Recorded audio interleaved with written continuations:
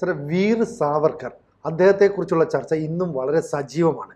ഏതാനും ദിവസങ്ങൾക്ക് മുമ്പാണ് നമ്മുടെ ആഭ്യന്തരമന്ത്രിയും RSSന്റെ മുതിർന്ന സർസംഘചാലക് ഈ മോഹൻ ഭഗവതും ചേർന്ന് തെക്കൻ ആൻഡമാനിൽ അദ്ദേഹത്തിന്റെ പ്രതിമ അനാച്ഛാദനം ചെയ്തു. അപ്പോൾ വീർ സാവർക്കർക്ക് ഭാരതരത്ന നൽകണമെന്നതിനെ സംബന്ധിച്ചുള്ള വലിയ ചർച്ചകൾ ഇപ്പോൾ സജീവമാണ്. നെഹ്റുവിന്റെ കാലത്തും ഇതേപോലെ ഒരു ചർച്ച നടന്നതായിട്ട് കേട്ടിട്ടുണ്ട്. പിന്നീട് അതിനെന്താ സംഭവിച്ചത്? അതിന് സംഭവിച്ചത് എന്താണെന്ന് വെച്ച് കഴിഞ്ഞാൽ, രാഷ്ട്രപതി എസ് രാധാകൃഷ്ണൻ സാവർക്കർക്ക് ഭാരതരത്നം കൊടുക്കുന്നതിനെ സംബന്ധിച്ച് ഒരു കത്ത് നെഹ്റുവിന് അയച്ചു.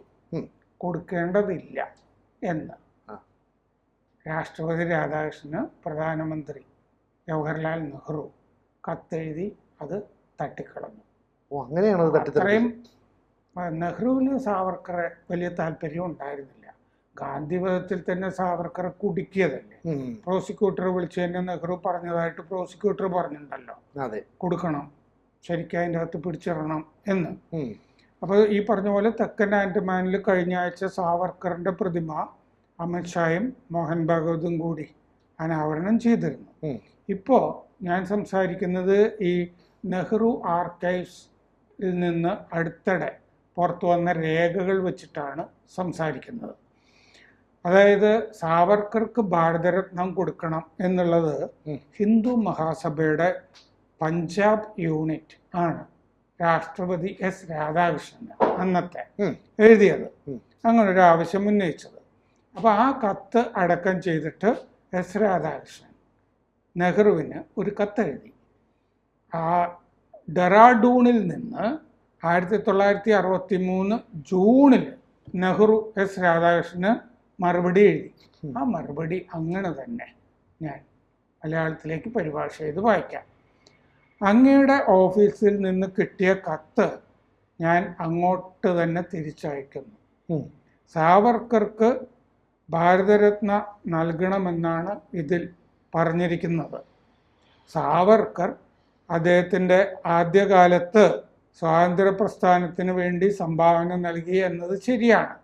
അദ്ദേഹത്തിൻ്റെ രാഷ്ട്രീയ പ്രവർത്തനത്തിൻ്റെ ആദ്യകാലത്ത്, നെഹ്റു ഇങ്ങനെ വിശേഷണമൊക്കെ ചേർക്കുക, ആദ്യകാലത്ത്. അതിനുശേഷം അദ്ദേഹം വിവാദ പുരുഷനായി ഈ ഭാരതരത്നം കൊടുക്കാനുള്ള ഈ നിർദ്ദേശം സ്വീകരിക്കുന്നത് നന്നല്ല. എന്ന് പറഞ്ഞാൽ കുറച്ചൊക്കെ രാജ്യത്തിന് വേണ്ടി അദ്ദേഹത്തിൻ്റെ യൗവനകാലത്തൊക്കെ അദ്ദേഹം പ്രവർത്തിച്ചിട്ടുണ്ട്. പിന്നെ വിവാദ പുരുഷനായതുകൊണ്ട് വേണ്ടെന്ന് എന്ന് പറഞ്ഞാൽ ഇത് ഗാന്ധിവധത്തിന് ശേഷം നടക്കുന്ന കറസ്പോണ്ടൻസ് ആണല്ലോ. കാരണം ഇത് 1963 1963 സാവർക്കർക്ക് ഭാരതരത്നം കൊടുക്കാനുള്ള നിർദ്ദേശം നെഹ്റുവിൻ്റെ മുമ്പിൽ വരുന്നതും അദ്ദേഹം തട്ടിത്തെറിപ്പിക്കുന്നതും എന്നർത്ഥം. അപ്പോഴേക്കും നെഹ്റു അദ്ദേഹത്തിനെ സാവർക്കറെ ഗാന്ധിവധത്തിൽ കുടുക്കി കഴിഞ്ഞു. അപ്പോൾ ഈ നെഹ്റു പുനെയിൽ ഗഡക്വാസ്ലയിലെ നാഷണൽ ഡിഫൻസ് അക്കാദമി ഉണ്ടല്ലോ, NDA, അവിടെ ഞാൻ ഒരിക്കൽ പോയിട്ടുണ്ട്. നാഷണൽ ഡിഫൻസ് അക്കാദമി ഒരു പാസിംഗ് ഔട്ട് പരേഡിന് അന്നത്തെ നാവികസേന മേധാവിയുടെ കൂടെ അദ്ദേഹത്തിൻ്റെ കൂടെ തന്നെ വിമാനത്തിലാണ് പോയത്, ഡൽഹിയിൽ നിന്ന്. അപ്പോൾ നാഷണൽ ഡിഫൻസ് അക്കാദമിക്ക് നെഹ്റു കത്തയച്ചു. എന്താന്ന് വെച്ച് കഴിഞ്ഞാൽ നാഷണൽ ഡിഫൻസ് അക്കാദമിയിലൊരു ചടങ്ങിന് സാവർക്കറെ ക്ഷണിച്ചു എന്ന് നെഹ്റു അറിഞ്ഞിട്ട് സാവർക്കറെ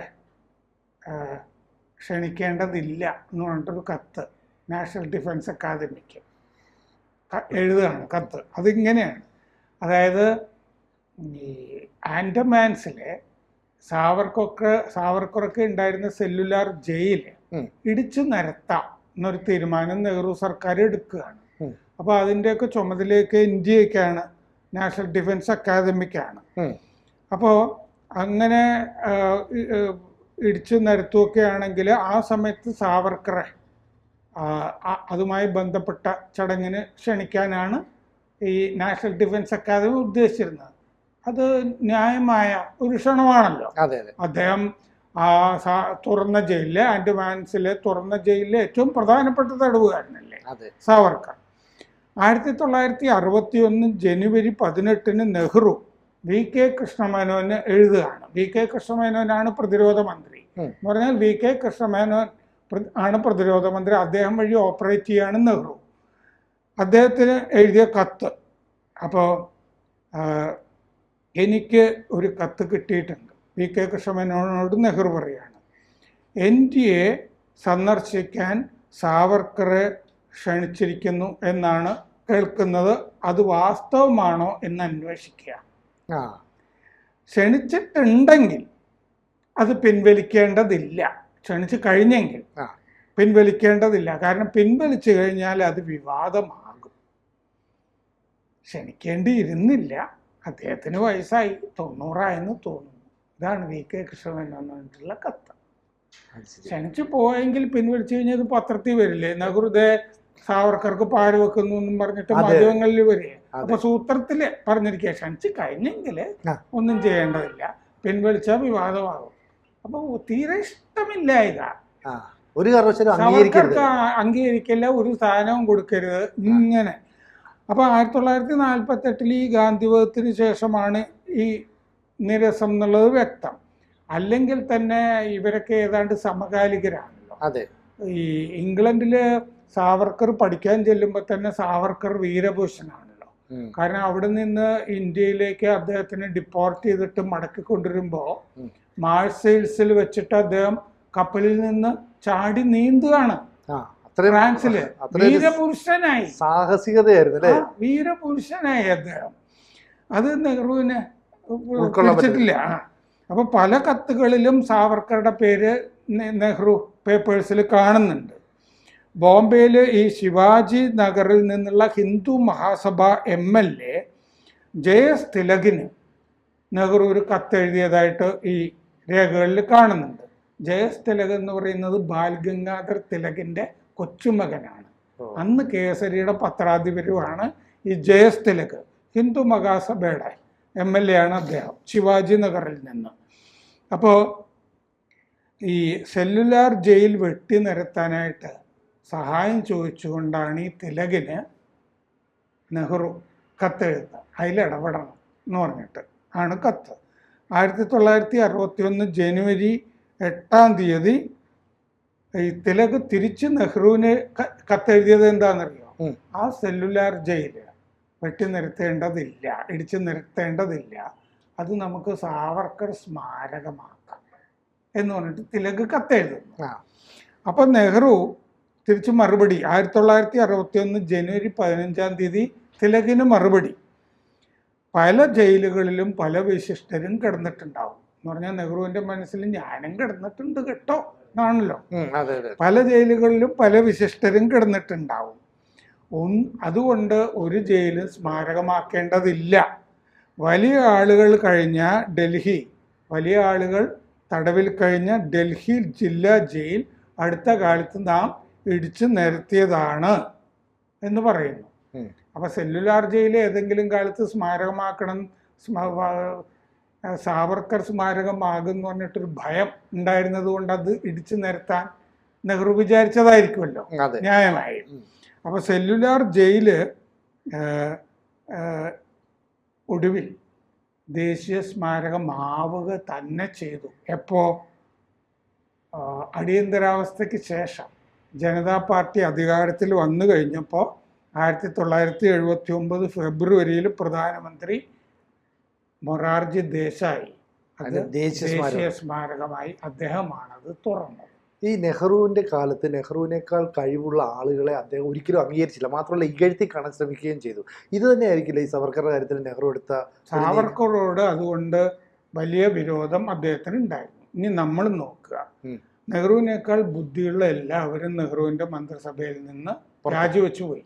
അംബേദ്കർ, ജോൺ മത്തായി, KM മുൻഷി, ശ്യാമപ്രസാദ് മുഖർജി, ഒന്ന് ആലോചിച്ച് നോക്കൂ. ആരും ആ മന്ത്രിസഭ നിന്നില്ല അല്ലേ? ഇവരെല്ലാവരും നെഹ്റുവിനേക്കാൾ ബുദ്ധിയും വിവരവും വിവേകവും യുക്തിയും കഴിവും ഒക്കെ ഉണ്ടാകുന്ന ഭാരതീയരായ ആളുകളാണ് അവർ.